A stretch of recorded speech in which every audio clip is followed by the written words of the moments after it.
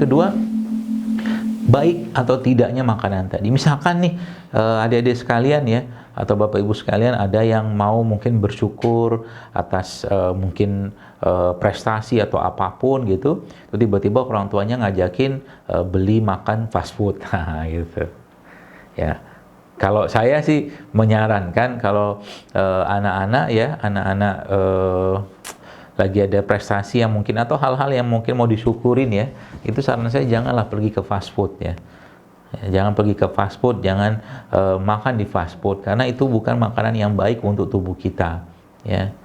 Itu bukan makanan yang sehat untuk tubuh kita ya.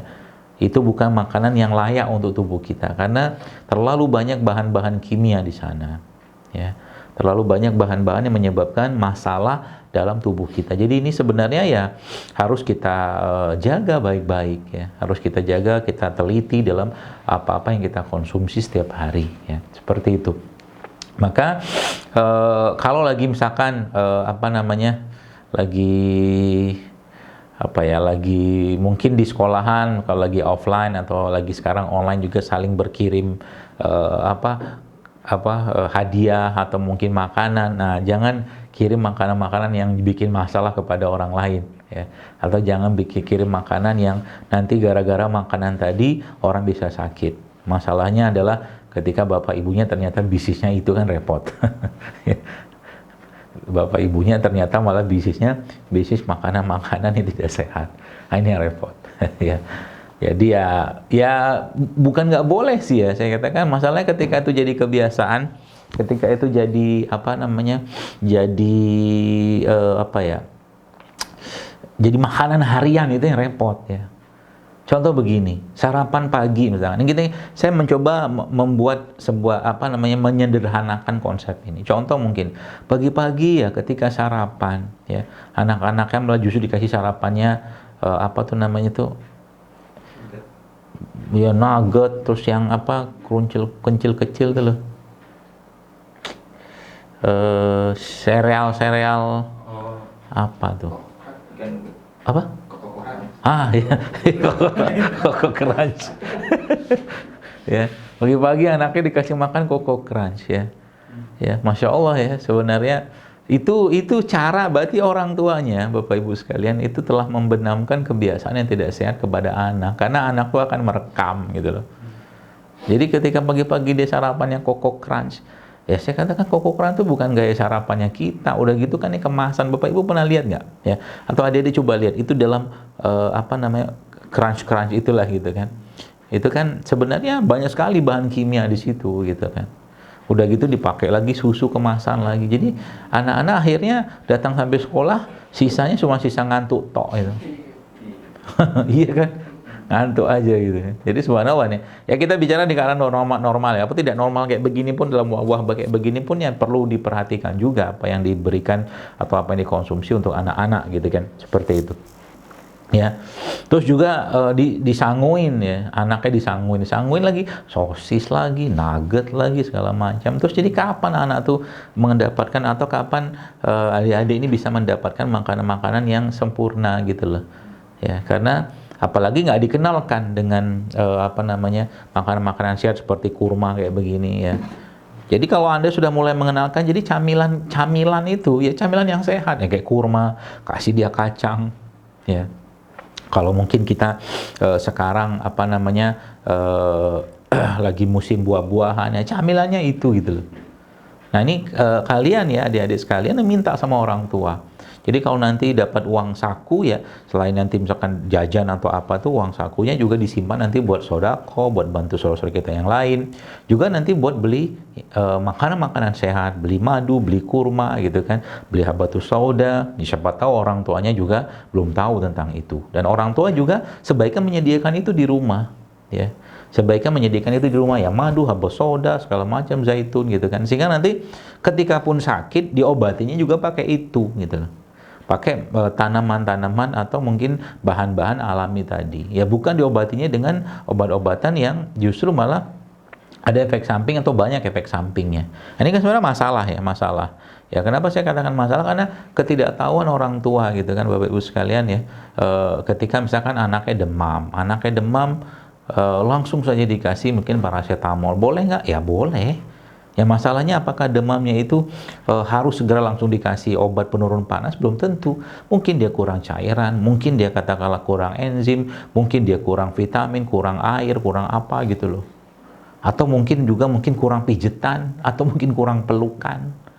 Nah, gitu loh. Jadi ketika ada sakit-sakit tertentu juga nggak usah langsung kita panik gitu ya, nggak usah langsung kita panik karena memang pasti ada masalah dalam tubuh. Sebagaimana seorang bayi kalau nangis kan, bayi itu kan kalau nangis kan cuma dua, kalau nggak lapar sakit, nah gitu aja.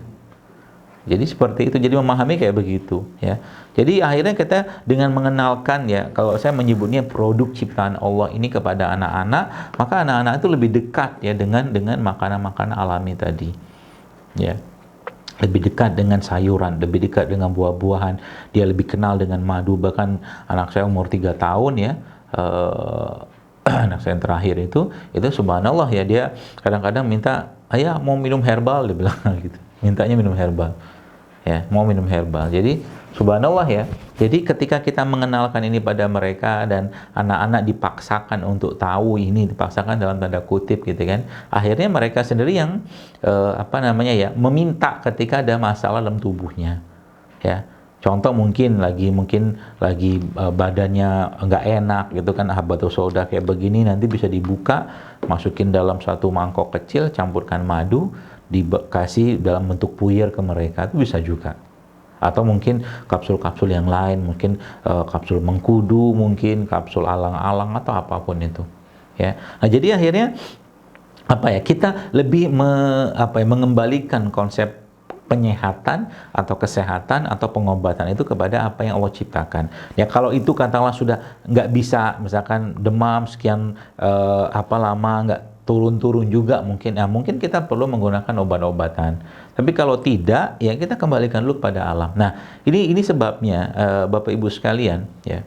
Kalau anak-anak itu kecenderungan makanan yang mereka makan itu adalah makanan-makanan yang tidak sehat, makanan-makanan yang banyak bahan kimia sintetiknya, ya, banyak pengawet segala macam, maka pola penyakit yang ada pada mereka pun juga akan kompleks ya. Tapi kalau seandainya makanan cenderung sederhana, makanannya cenderung makanan-makanan alami, maka kalaupun penyakit, itu penyakitnya tidak sesulit katakanlah dengan orang-orang yang memberikan makanan dalam makanan-makanan yang penuh dengan bahan-bahan tadi, ya, bahan-bahan sintetik tadi. Ya, demikian juga ketika dia sakit. Ya, ketika dia sakit, maka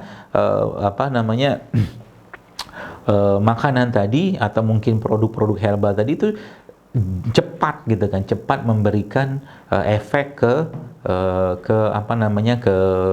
tubuh ya anak-anak tadi, atau mungkin kita sebagai orang tua ya. Jadi semakin banyak bahan kimia yang masuk ke tubuh kita, semakin sulit tubuh kita tuh mendetoksnya. Jadi ketika Anda memberikan berbagai macam makanan-makanan, atau Bapak Ibu sekalian memberikan berbagai macam makanan yang katakanlah makanan kemasan, makanan olahan kepada anak-anak, kalau mungkin saya boleh membahasakan, kita sedang menumpuk racun itu di situ. Ya, racun-racun dari berbagai bahan kimia di situ. Ya, artinya nanti kalau mau itu disembuhkan lagi, ya kembalikan ke konsepnya, dibersihkan ya, mungkin diberikan sayuran, buah-buahan yang organik ya, sayur organik, kemudian termasuk juga beras-berasan yang bagus gitu kan, baru nanti dia pelan-pelan akan hilang ya, akan hilang penyakit itu ya. Termasuk juga ada satu studi di Harvard yang pernah saya lihat gitu kan, yang saya baca itu subhanallah, itu ternyata anak-anak yang dekat dengan alam ya, anak-anak yang dekat dengan alam itu ternyata subhanallah itu mempunyai ketahanan imunitas atau kekebalan tubuh jauh lebih baik daripada anak-anak yang tidak dekat dengan alam. Jadi ajak anak-anaknya mandi hujan, nah gitu ya. Kalau lagi nggak pilek, badannya lagi stabil, hujannya turun ya sebentar, 5-10 menit, habis itu suruh dia hujan-hujanan. Masuk lagi waktu hujan tadi, jangan lupa ajak mereka ya, adik-adik sekalian, waktu hujan berdoa sama Allah, ya Allah berkahi kami dengan hujan ini, berkahi. Karena memang para sahabat-sahabat di zaman dulu seperti itu, bahkan mereka mengeluarkan barang-barang mereka ya itu untuk dikenakan hujan, biar kena hujan tuh barang-barangnya. Kalau kita mah ya sekarang mungkin ya barang-barang yang aman lah, jangan kamera, jangan handphone, nanti malah rusak ya. Jadi barang-barang yang kira-kira misalkan kursi, bangku, atau mungkin baju gitu kan. Ya Allah berkahi kami dengan hujan. Jadi kalau lagi hujan, kasih tahu orang tuanya. Kata Ustaz Zaidul, kalau lagi hujan justru malah suruh mandi hujan. Nah gitu ya.